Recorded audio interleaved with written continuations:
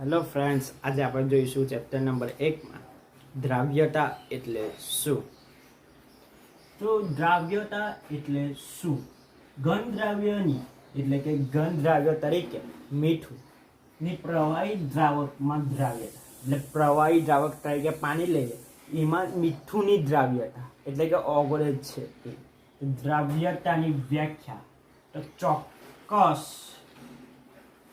તાપમાને દ્રાવકના નિર્દેશિત જથ્થામાં એટલે કે ચોક્કસ તાપમાને દ્રાવકના નિર્દેશિત જથ્થામાં એટલે કે તાપમાન અચળ હોય અને દ્રાવક તરીકે પાણી એનું નિર્દેશિત જથ્થો એટલે ચોક્કસ જથ્થો પદાર્થનો એટલે કે દ્રાવ્યનો મહત્તમ જથ્થો હોય છે.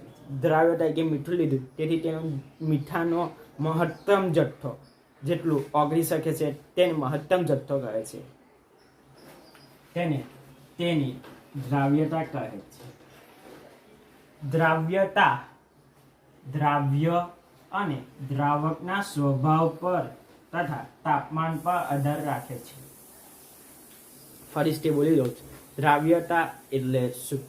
તો ચોક્કસ તાપમાને દ્રાવકના નિર્દેશિત જથ્થામાં પદાર્થનો એટલે કે દ્રાવ્યનો મહત્તમ જથ્થો ઓગળી શકે છે તેને દ્રાવ્યતા કહે છે. દ્રાવ્યતા તાપમાન પર અને દ્રાવ્ય અને દ્રાવકના સ્વભાવ પર આધાર રાખે છે. દ્રાવ્યતા એ દ્રાવક અને દ્રાવ્યના સ્વભાવ પર આધાર રાખે છે તથા તાપમાન અને દબાણ પર આધાર રાખે છે.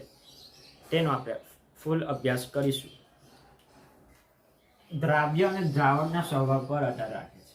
તો પહેલું,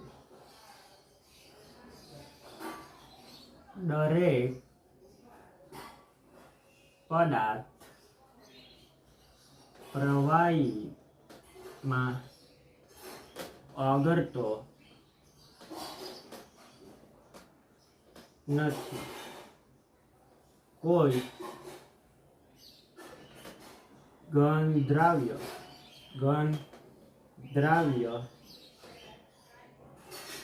પ્રવાહી દ્રાવકમાં સરળતાથી ઓગળે છે તો કોઈ ઘન દ્રાવ્ય પ્રવાહી દ્રાવકમાં સરળતાથી ઓગળતો નથી.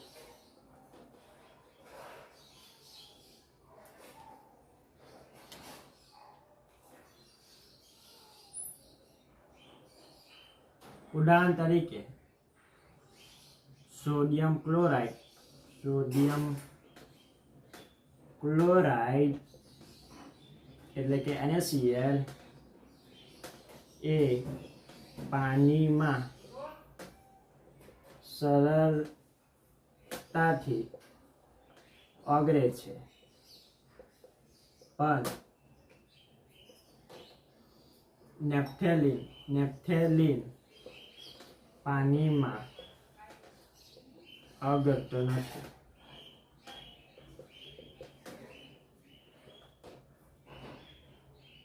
બીજી બાજુ નેપ્થેલિન તે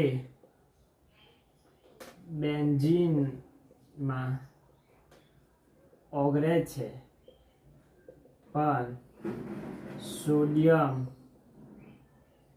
ક્લોરાઇડ એટલે કે NaCl પાણીમાં ઓગળતો નથી. અવલોકન પરથી ધ્રુવીય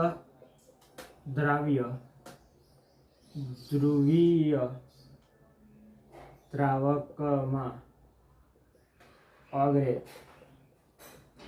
તેવી જ રીતે અધ્રુવીય દ્રાવ્ય અધ્રુવીય દ્રાવકમાં ઓગળે છે. જેમ સરખા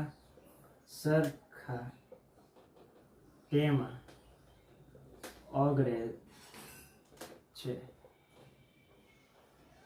ધ્રુવીય દ્રાવ્ય અધ્રુવીય દ્રાવકમાં ઓગળતો નથી. તેવી જ રીતે અધ્રુવીય દ્રાવ્ય ધ્રુવીય દ્રાવકમાં ઓગળતો નથી.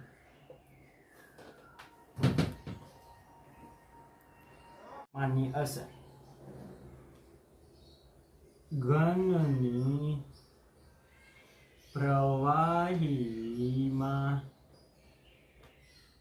દ્રાવ્યતા એ તાપમાન પર આધાર રાખે છે. ઘન દ્રાવ્ય પ્રવાહી દ્રાવકમાં દ્રાવ્ય થઈ દ્રાવણ બનાવે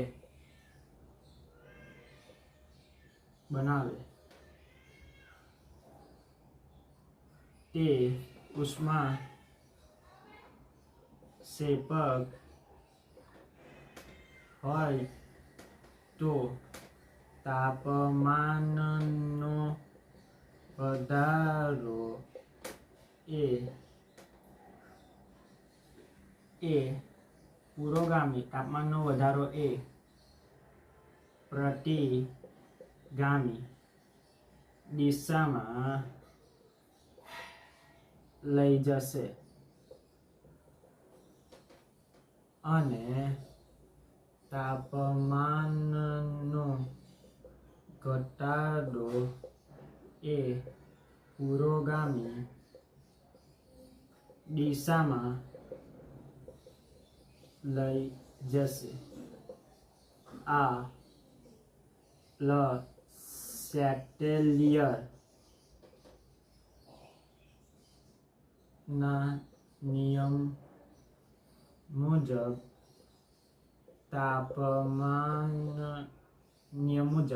ઉષ્માક્ષેપક પ્રક્રિયામાં તાપમાનનો ઘટાડો ફાયદાકારક છે.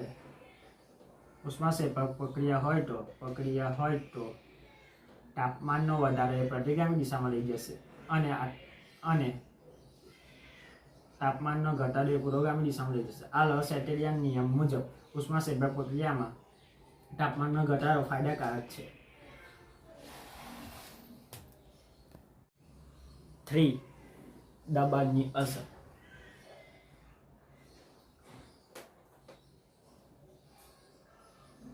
ઘન દ્રાવ્ય પ્રવાહી દ્રાવકમાં ઓગળીને દ્રાવણ બનાવે.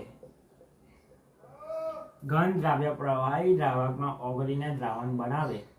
ઘન દ્રાવ્ય પ્રવાહી દ્રાવકમાં ઓગળીને દ્રાવણ બનાવે ત્યારે દબાણની કોઈ અસર થતી નથી. એની સાથે આપણો ટોપિક દ્રાવ્યતા પૂરો થયો.